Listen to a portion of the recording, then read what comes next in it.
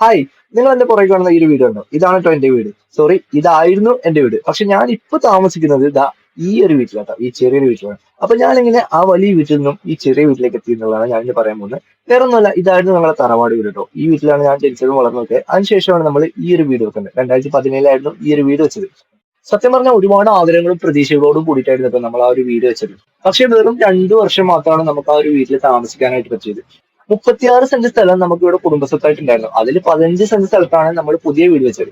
പക്ഷെ ആ വീട് വെച്ചപ്പോൾ അതിന്റെ കുറച്ച് വർക്കുകൾക്കും കാര്യങ്ങൾക്കായിട്ട് നമ്മൾ ഇപ്പുറത്തെ സൈഡിലുണ്ടായിരുന്ന 15 സെന്റ് സ്ഥലം വിൽക്കേണ്ടി വന്നു. അങ്ങനെ അപ്പുറത്തുള്ള 15 സെന്റ് സ്ഥലവും പോയി, ഇപ്പുറത്തുള്ള 15 സെന്റ് സ്ഥലവും പോയി. അങ്ങനെ ഫൈനലി നമുക്ക് 6 സെന്റിൽ ഈ ഒരു വീട് മാത്രമായിട്ട് ബാക്കിയായിട്ടോ. ഈ വീടിന്റെ ഒരു അവസ്ഥ ഉണ്ടോ? ഇങ്ങനെയാണ് ഇപ്പൊ നമ്മുടെ വീടിന്റെ ഒരു അതിർത്തി ഉള്ളത്. രണ്ട് സൈഡും ഇടുങ്ങിയ അവസ്ഥയിൽ 6 സെന്റിനകത്ത് നമ്മൾ കുടുങ്ങിയെടുക്കണം.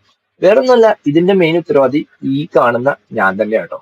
വേറെ ഒന്നല്ല, ലോൺ എടുത്താണ് നമ്മൾ ഈ ഒരു വീട് വെച്ചത്. പക്ഷേ ലോൺ അടക്കാൻ പറ്റാതെ നമ്മൾ ഈ ഒരു അവസ്ഥയിലേക്ക് എന്റെ കുടുംബത്തെ ഞാൻ എത്തിച്ചു. പക്ഷെ ഞാൻ ഈ നഷ്ടപ്പെടുത്തിയതെല്ലാം ഇന്നല്ലെങ്കിൽ നാളെ ഞാൻ തിരിച്ചു പിടിച്ചിരിക്കും. ഇതെന്റെ ഒരു വാശി കൂടിയാണ് കേട്ടോ.